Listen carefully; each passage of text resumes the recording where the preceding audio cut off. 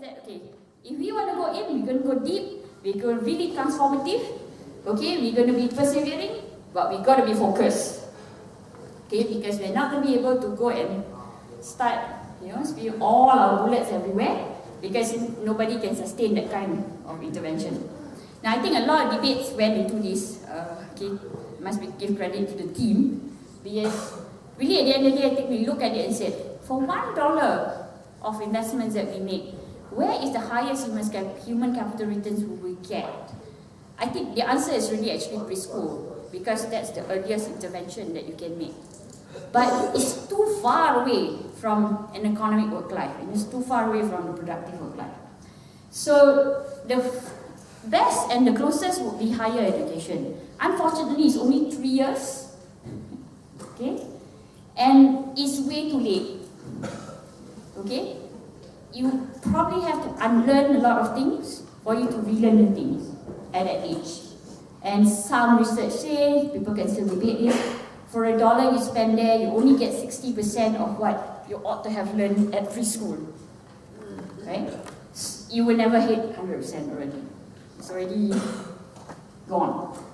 Okay. So at the end of the day, after much discussion, we decided 10 to 16 would be the best years of intervention. It's called formative years.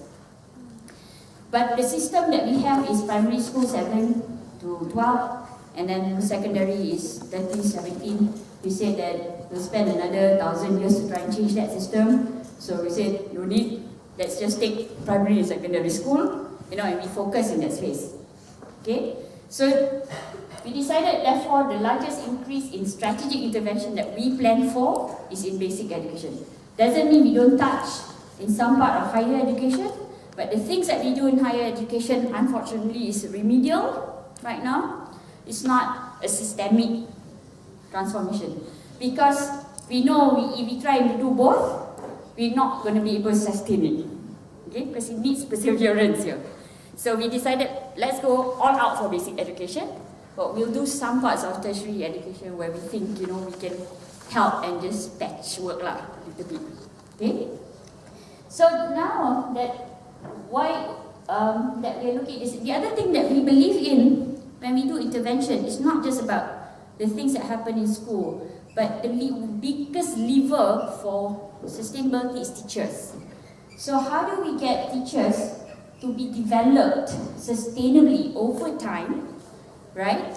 Whether before they get to school, whether they're already in school, and continuously, so that the school as an institution will continue. It's just like, you guys work in companies. Companies, for them to survive, must continuously recheck itself against external circumstances, right?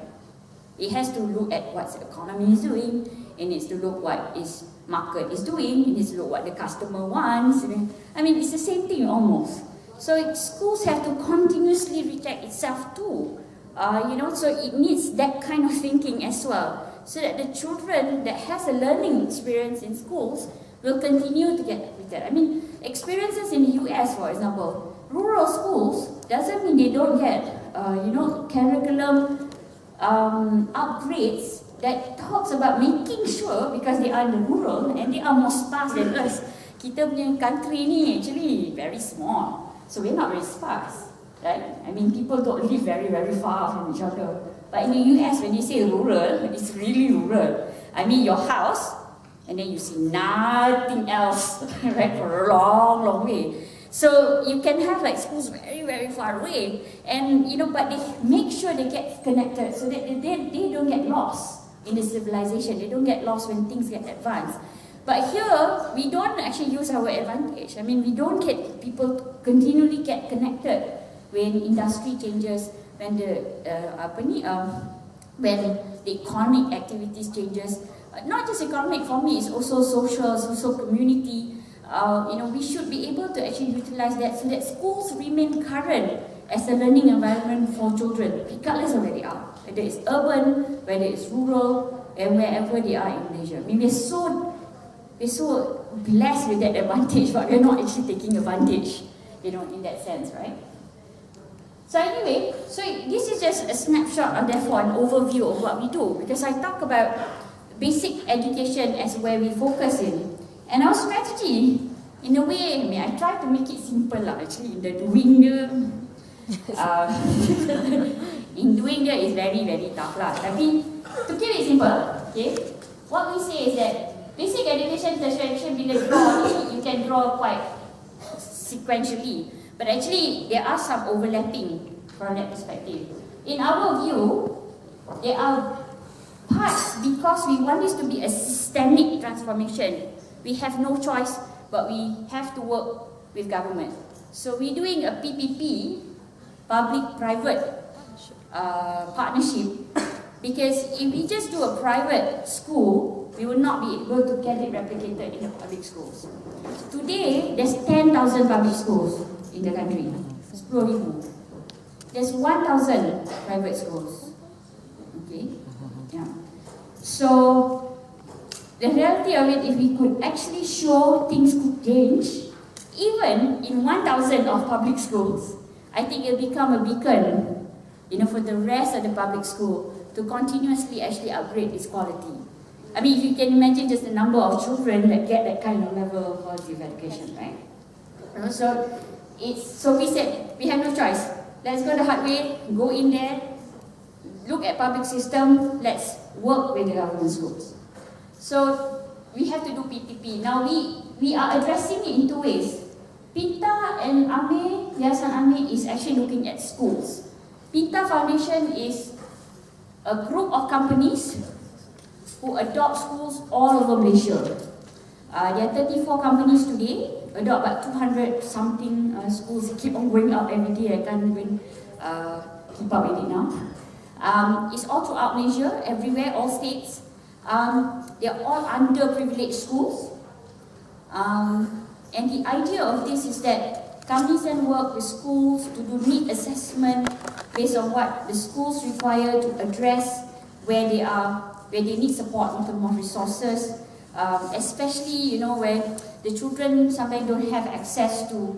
So companies like macam MES will bring them to come and meet their engineers, their pilots, so they get very motivated and inspired.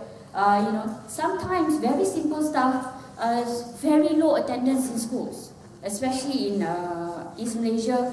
Sometimes it's just the company people going to the parents' house and talking to the parents, raise up attendance, by 15 or 20% in a year. I mean, it's a really great thing to have. It's just all that because they feel that somebody else cares. That's all there is to it sometimes. As simple as that. Because if you do fantastic thing in school, but the kids are not in school, so no point. Okay? So, sekolah cantik, kelas cantik, cikgu datang, tapi student not there. So it's just some of it are quite basic. But some schools actually are also working with doing some quite advanced stuff already. I mean, like teaching English in rural schools. I mean, the terrible thing about some of the rural schools, they don't really get very good teachers in these schools. So, with the companies can help to actually provide extra support. But what they do now is that they bring coaches so that the coaches also teach the existing teachers in schools, so that they also have increased their proficiency. In fact, ada one sekolah tu, they ajak parents pun datang belajar English. Wow. So that parents balik rumah pun cakap English dengan their children. I mean, it's just the way to, allow them to interact. I mean, so that they all have understanding. Kalau tidak, there's no reinforcement. And really at the end of the day, I mean, you see that more sustainable than just, companies coming to give aircon, for example. So, right, so so PINTA is really in that, right? So PINTA as a foundation actually help the companies to identify the school, do the need assessment, give a menu of things that they can actually do that is beneficial to the schools. But kadang-kadang, the companies, I mean, they're not experts, but they want to help, so they have money. When they ask the school principals, for example, what do you need? School principals kadang-kadang malu kan nak cakap, or kadang-kadang tak tahu apa nak cakap. Kadang-kadang okay lah, company ni boleh bagi makanan, minta makanan. And company ni, jual aircon, minta aircon kan. I have to be fair to some of the person because they really don't know what they could ask. So what the foundation do is facilitate that process to have a conversation, about what are the things that they most need and what I think a company could actually provide. Now, where companies actually themselves have no expertise, then foundation actually help to connect with some other people who can help them to do it. And what happens is because there are 34 companies, they can share also resources. So like someone who can come up with a program, I think like Telecom Malaysia and MAS, for example, share to come up with a computer competition, for example, a technology competition. So they share resources among themselves. So it's more value added, it's more cost effective and all that lah. So Pinta do intervention. It's very loose PPP. At Ministry of Education, they say you have 3 years, do whatever you like, but it's very loose lah. You still cannot change it systemically. You cannot do big changes. So Yayasan Amir, therefore, Yayasan Amir was actually a grown-up version of Pinta. Because Pinta started in 2006, so we kind of been experimenting it using Pinta. And I always say this lah, Pinta ni sekolah anak angkat. It's like an adoption where the child still remain with you. I visit on Saturday and Sunday. But Yayasan Amir is that it's a school adoption, but the child come and stay with me 365 days a year. Okay? You come and visit lah occasionally. Right? So I take care of that child. So Yayasan Amir has now adopted 10 public schools, 10 government schools as of 1st of January this year. 5 of them is in Johor, 5 of them is in Kuching. And because we literally own them in that sense, have a full ownership. I don't want to choose the word ownership because the government still own them, but we have full operation control, so then you can make systemic change. One of the systemic change we can do, for example, now the teachers come up with their own trust school development plan. They decide for each of the school, we give them of course some guidance about what we want them to focus on, like learning environment in the classroom, what I want to see from how you should change your classroom for your children. So if this is what I want to see, what is your plan? So the teachers come up with it, and they come up with a trust school development plan. Teachers now take ownership of their school. This is something that they don't get to do while the schools remain to be under the ministry. They just wait for what the ministry will tell them to do. So this is empowering them. And not all teachers get excited about this, by the way. But but you can clearly then identify those who are, and those who are really bought into it and actually run with it and have seen so much changes in their own school, their own students in their classroom, and I think there are a lot of teachers who are probably in the middle ground today can see those changes, and I think they are getting bought in because they can see changes in the students, and I think they're getting certainly like, hey, this is a good thing, man. So I think there's a shifting of it. But these are changes that we have to actually, as I said lah, kena persevere lah.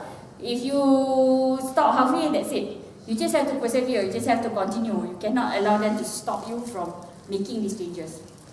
Okay. So that's Yayasan Amir. Yayasan Amir is something that's quite big. Khazanah is investing in it. We have control over the school for 5 years. It's renewable for another 5 years. We have approval to take up to about 50 schools. But our idea is that we want to get other promoters also to be part of it, because we believe in collaboration. We believe that the more the merrier. Other people get participative in this. I think then you get a better momentum in the country. People people participate more, therefore a lot more pressure lah, so to speak. So that is something we'll work on. Maybe not immediately in the next 2 years, but I think in the next 5 years we hope to see, at least it'll ramp up to, hopefully 500 schools or something like that. And of course, then we have this second side of it that looks at intervention from a teacher's development perspective. And Teach for Malaysia, I guess everybody knows Teach for Malaysia already, right? Do I even have to explain? I think they're more famous than Khazanah already by now. Right? So